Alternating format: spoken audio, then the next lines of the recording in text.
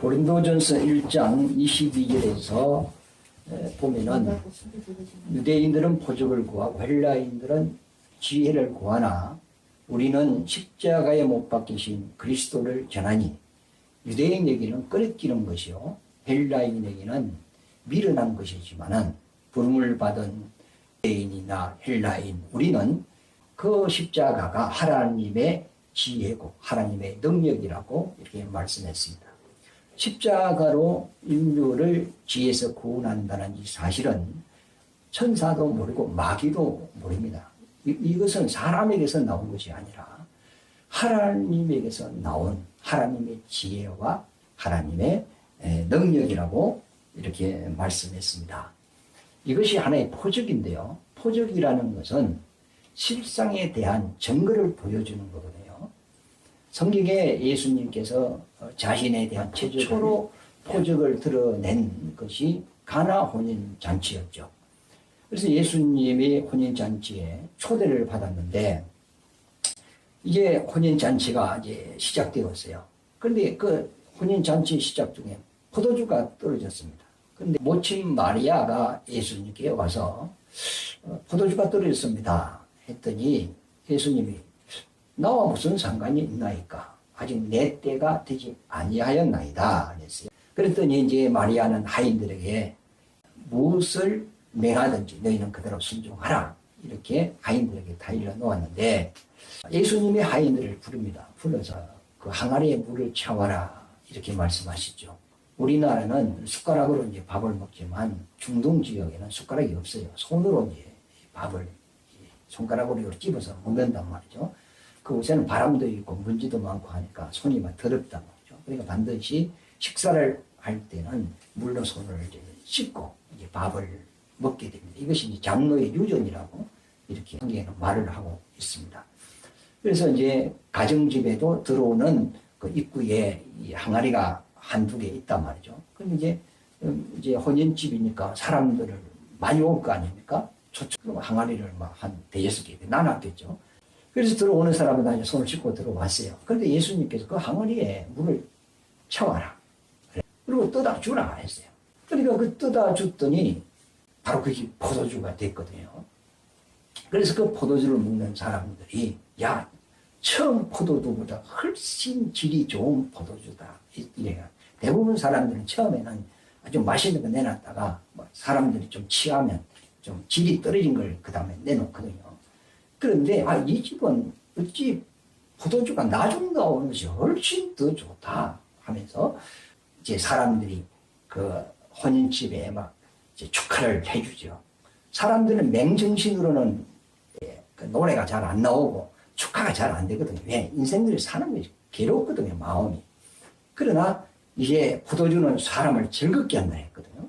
그럼 포도주를 먹으니까 세상 근심 다 잊어버리고 이 결혼식장에 와서 이분들을 노래로 축하해주고 춤으로 축하해주고 말로 축하해주고 이래가지고 이 혼인 예식이 아주 성공적으로 끝났습니다.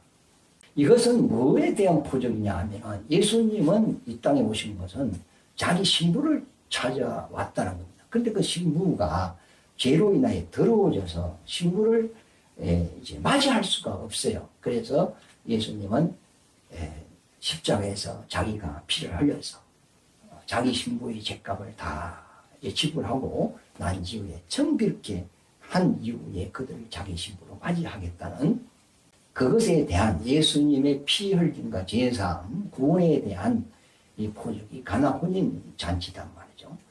그래서 예수님이 자신이 이 땅에 온 목적, 내가 이 땅에 뭐로 왔느냐, 잘 먹고 잘 살기 위하여 온 것이 아니고 내가 이 일을 위하여 왔다 하는 것을 가나 혼인 잔치로 통해서 첫 번째 표적을 보여준 겁니다. 두 번째는 세례 요한이 예수님 앞서 온 선지자인데 그의 사명은 예수님을 세상에 드러내는 겁니다. 그래서 예수님보다 6개월 앞서 와서 백성들에게 회개하라. 천국이 가까이 왔다.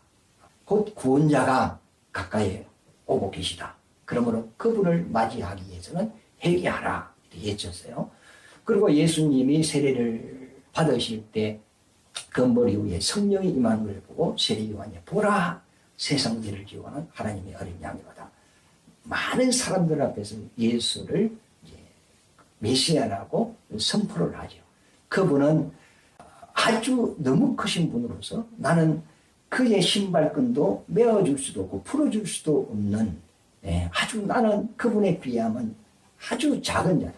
그 당시 세례 요한을 하나님의 선지자로 최고 큰 자로 여겼거든요. 그러니까 세례 요한이 예수님의 신발끈도 풀어줄 수 있는 노예도 감당할 수 없는 자라고 자기 자신을 낮추고 예수를 높였단 말이죠. 그는 흥하여야 되고 나는 쇠하여 되리라 하면서 예수를 선포한 그것이 세례 요한의 사명이 이제 끝난 겁니다. 그 사명이 끝나니까 세례 요한도 성령의 역사가 이제 그렇게 옛날같이 역사가 없어요. 왜? 사명이 끝났기 때문에. 근데 헬롯을 책망하게 되죠. 그 일로 인하여 이제 감옥에 갇히게 되었어요. 이제 감옥에 갇혀 있는데 소문을 들어보니까 예수님이 막 능력을 행하고 죽은 자를 살리고 이런 소문이 들린단 말이에요. 그래서 자기 제자들이 면회 왔을 때 너희들은 예수께 가서 물어봐라. 오실 이가 당신입니까? 우리가 다른 일을 기다려야 합니까? 물어봐라 그랬어요. 그래서 제자들이 가서 예수님께 물어봤더니 너희는 오늘 본 이것을 세례요한에 가서 말을 하라. 소경이 보고 기머거리가 들어오고 벙어리가 말을 하고 안진뱅이가 일어나고 죽은 자가 살아난다고. 네가 오늘 이곳에서 내가 행하는 이 이적과 표적을 그대로 세례요한에게 말을 하라. 그러면 요한이 알 것이다. 이렇게 말을 했어요. 왜 그러냐면 이사야 35장에 보면 하나님이 이 땅에 오면 소경을 보게 하고 기머거리를 듣게 하고 벙어리를 말하는 표적을 드러낼 것이라. 이렇게 예언이 되어 있단 말이죠. 그러니까 세례 요한이 예수님의 표적에 대한 그것을 제자로부터 들었을 때 요한이 하나님의 그 말씀을 통하여 과연 예수는 메시아구나 하면서 자기 믿음을 이렇게 지켜나갈 수 있단 말이죠. 세례 요한도 감옥에서 막 약간 흔들렸단 말이죠. 오실 리가 당신입니까? 다른 일을 기다려야 합니까? 그래서 예수님께서도 그런 말이에요. 나로 인하여 실족하지 않는 자는 복이 있다. 잘못하다가는 세례 요한도 실족할 수 있어. 그런데 예수님은 너가 선지자의 예언을 기억하라.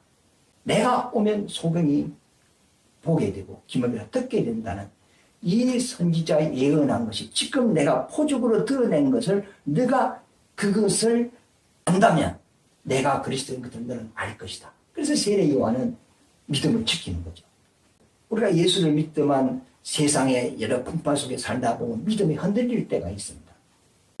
그때 나를 탁 우리가 길 가다가 잘못해서 넘어질 때 옆에 나무가 있으면 탁 붙잡아요. 그래서 넘어지지 않는다. 이와 같이 내 속에 나무와 같은 내가 넘어질게 나를 지탱해주고 넘어지지 않도록 해주는 그 기둥과 같은 하나님의 말씀이 내 속에 딱 있다면 내가 죽을 때까지 이 믿음을 끝까지 지켜나갈 수 있어. 그러나 자기 속에 하나님의 말씀이 없는 사람은 지금은 주여 주여 하지만 언제 그가 넘어지고 실족할지 모른단 말이죠. 그러니까 예수님께서 그 세례 요한에게 표적을 이야기를 했죠. 그러니까 세례 요한이 믿고 믿음을 끝까지 지켰단 말이죠. 여러분 속에도 여러분의 믿음을 끝까지 하나님 앞에 설 때까지 여러분들을 딱 붙들어줄 수 있는 말씀이 여러분 안에 있으시기를 바랍니다. 이와 마찬가지로 오늘 본문에 보면 두 소경이 나옵니다. 이 소경이 나오는데 그들은 눈이 이제 볼 수 없기 때문에 예수님에 대한 소문을 들었단 말이에요. 그러니까 예수님이 이런 능력을 행하시고 소경을 보게 하고 안전병을 일으키고 한단 말이에요. 그래서 그 표적의 말씀을 듣고 이들은 이분이 메시아구나 구원자구나 이걸 안 거죠. 그러나 이스라엘 무리 가운데 예수님을 막 따르는 사람들이 상당히 많았거든요. 그런데 그 예수님을 따르는 그들은 예수가 누군지를 모르고 따르는 거예요. 예수님 앞에 표적을 보여줘도 표적을 보고도 예수를 모르는 거예요. 선지자가 예언한 그 예언을 예수님이 지금 그걸 성취하고 있어요. 그걸 나타내고 있어요. 그게 표적이에요. 그걸 봐도 예수가 누군가를 몰라요. 그런데 왜 따르느냐? 예수의 능력의 신비함을 보고 따르는 거예요. 창세 이후로 문둥병자를 치료한 일이 없고 창세 이후로 소경을 보게 하는 것이 없단 말이죠. 그런데 예수님은 엄청난 능력을 행하니까 그 능력을 보고 따르는 거예요. 예수님이 그래서 내가 떡을 먹은 연고로 나를 따르는도다 이렇게 했죠. 오늘날도 예수 믿어 무슨 뭐 덕을 볼까 싶고 따르는 사람도 있고 그 당시에 또 예수를 선지자 중에 하나로 보고 따르는 사람들이 있고 여러 가지 종류가 있지만은 예수가 메시아고 하나님의 아들이고 구원자라는 것을 알고 따르는 사람은 별로 없었단 말이죠. 표적은 이건 우리 기독교 믿음이 아니단 말이죠. 이 표적은 실상에 대한 증거단 말이죠. 예수님이 능력을 행하러 오신 분은 아니거든. 그 능력, 표적, 이적을 드러내는 것은 그것을 통하여 내가 누군가를 알고 나를 믿으라는 겁니다. 그럼 예수 믿는 것이 뭐죠? 그의 입에서 나온 말씀을 믿는 겁니다. 우리가 지금 예수가 눈에 안 보여. 안 보입니다. 그러나 그분이 입에서 하신 말씀, 이 말씀을 믿는 것이 예수를 믿는 거다. 그러나 이 말씀을 따르지 않고 표적을 따르는 사람은 계속 표적이 안 나타나면 예수 안 따릅니다.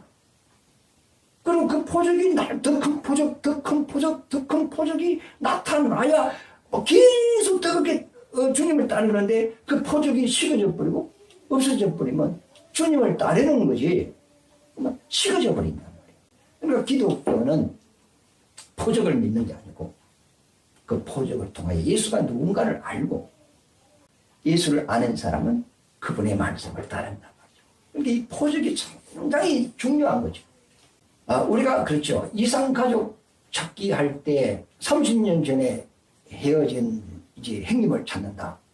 그랬을 때 서로 30년 전에 있던 기억들을 이야기를 합니다. 우리 형님은 그 등에 상처가 있습니다. 그때 큰 사고가 났는데 다친 그 흔적이 오른쪽 어깨 밑에 있습니다. 이렇게 한다든지 아니면 뭐 어디에 뭐 점이 있습니다.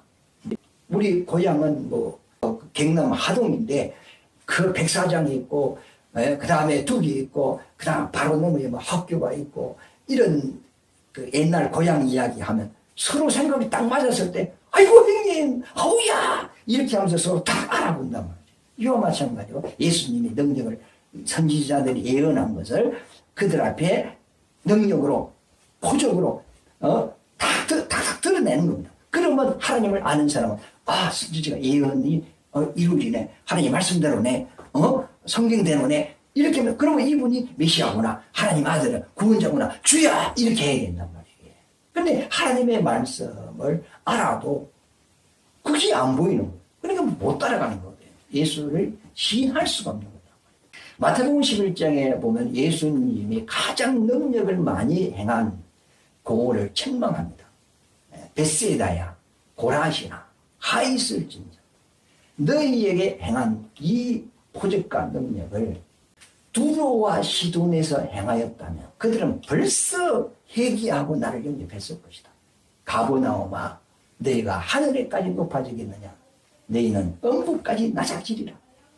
너희에게 내가 행한 이 이적을 소돔 고모르에게 사람들에게 내가 이 이적을 행하였다면 그들은 벌써 회개하였을 것이다. 그러므로 마지막 날에 소돔 고모라가 너희보다 더 견디기 쉬우리라 그랬어요.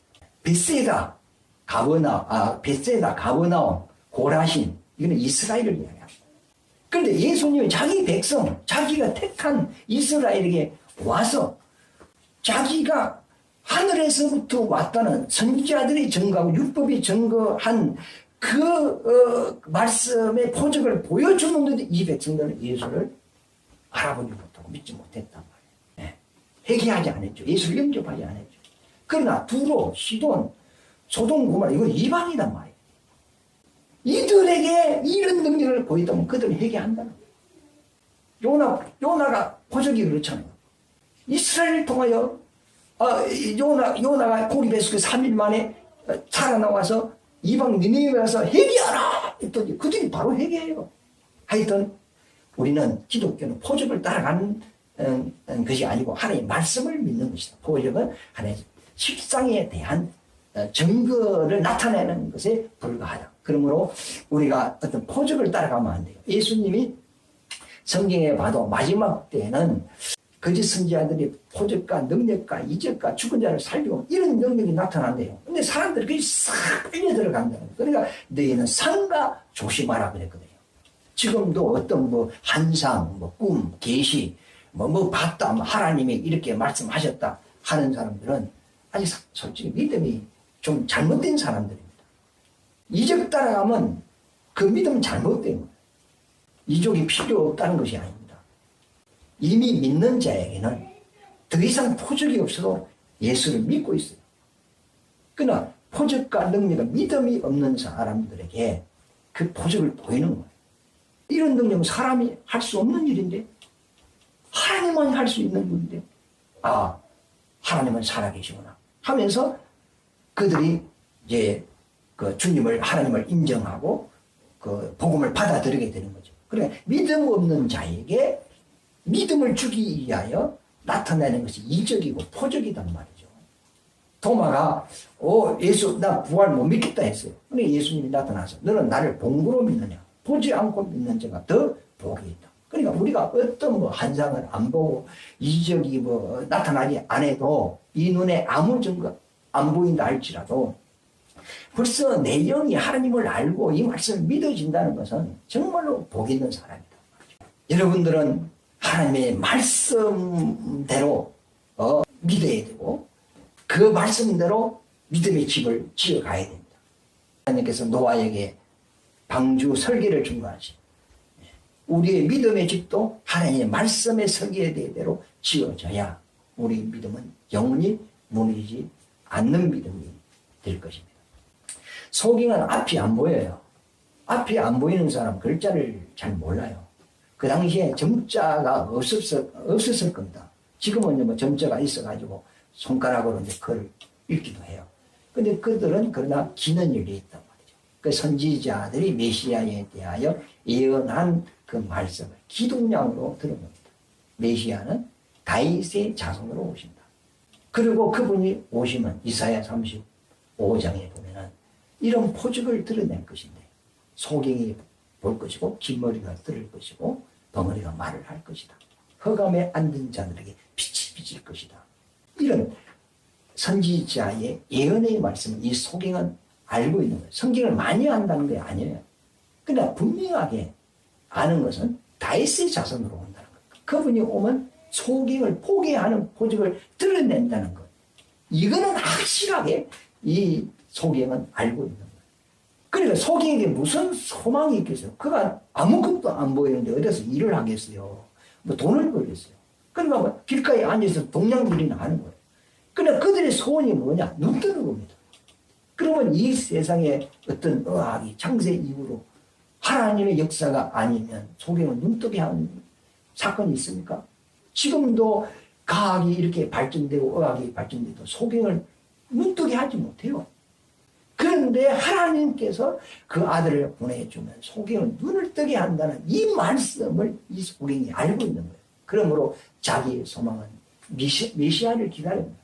언제 올까는 모르지만 자기 생전에 그분을 만날지 못 만날지는 몰라요. 그러나 그분이 오면 내 눈을 뜬다.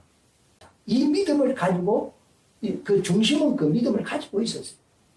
그런데 소문을 들어보니까 나사렛 청년이 이런 능력을 행한다는 소문을 듣게 됩니다. 그래서 그 예수님을 만나기를 사모하고 있었어요. 그런데 예수님이 이 여러분을 찾아온 겁니다. 예수님이 제자들을 데리고 여리고를 온 것은 이 두 소경, 자기를 기다리는 믿음을 가진 이 소경을 만나러 예수님은 온 것입니다. 그래서 소경이 길가에 앉아있는데 사람들이 막 웅숭웅숭하고 막 사람 가는 소리가 막 난단 말이에요. 그러니까 무슨 소리냐 했더니 나사렛 예수가 지나간다. 그때 이 소경이 예수님을 부를 때 나사렛 예수야 이렇게 부른 것이 아닙니다. 다윗의 자손이야 나를 불쌍히 여겨주옵소서. 이거는 성경을 알지 못하면 이렇게 부를 수가 없어요. 다윗의 자손이 왜 선지자는 메시아가 다윗의 자손으로 온다. 어떤 사람이 나사렛 예수가 지나간다 했으면 그러면 이 소개는 나사렛 예수의 이름을 해야 되는데 나사렛 예수여 하는 것이 아니고 다윗의 자손이 이건 성경을 안다는 겁니다. 그랬더니 주위에 있는 사람이 조용히 해. 제자들로 너무 시끄럽다. 그 잠잠케 시키라 하면서 예수님을 부르는 그것은 방해한단 말이야. 가까이 오지 못하게 저리 가라 하고 그런단 말이야. 그래도 얼마나 확신이 있었으면 다윗의 자손이야 계속 부르지 않습니까? 그랬더니 예수님이 서시면서 그를 데려오라 한단 말이야. 그를 데려오라 왔더니 내가 너에게 무엇하여 주기를 원하느냐. 벌써 주님은 그 소경을 알고 있어요. 소경도 예수님을 알고 있어요. 서로 영적으로 지금 통하고 있어요. 그런데 주위에는 제자들은 몰라요. 그 무리들은 몰라요. 지금 교회에 나가도 영적으로 주님과 통하는 사람이 있어요. 믿음으로 통하는 사람이 있어요. 그러나 아무 주님과 통하지 않는 사람이 너무 많아요. 그래서 내가 너에게 무엇하여 주기를 원하느냐. 주여 포기를 원합니다. 그 말이 뭐죠? 선지자가 예언하기를 나를 구원하러 오시는 메시아는 이 땅에 와서 눈을 뜨게 하고 기머리를 뜯게 하고 벙어리를 말하게 한다고 성경 기록되어 있습니다. 그 예언의 말씀을 이루어 주옵소서. 그 말이 아닙니까? 포기를 원합니다. 예수께서 너 믿음대로 되어라 했어요.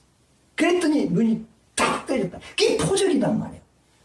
예수님은 소경 눈뜨게 하러 오신 분이 아니단 말이죠. 하나님의 말씀을 이루러 왔어요. 이제 너를 떠서 너를 구원하고 너를 지은 하나님을 직접 봐라 이 말 아닙니까? 그래서 이 소경이 치료하고 예수를 따랐다 그랬어요. 우리도 예수를 알아볼 수 있어야 됩니다. 우리 속에 지금 무엇이 있습니까? 돈이 있습니까? 아니면 세상 것이 가득 들어와 있습니까? 예수님이 이 소경에게 무엇을 하여 주기를 원하느냐? 그래서 그럼 이 소경은 마음에 무슨 소원이 있었다는 겁니다.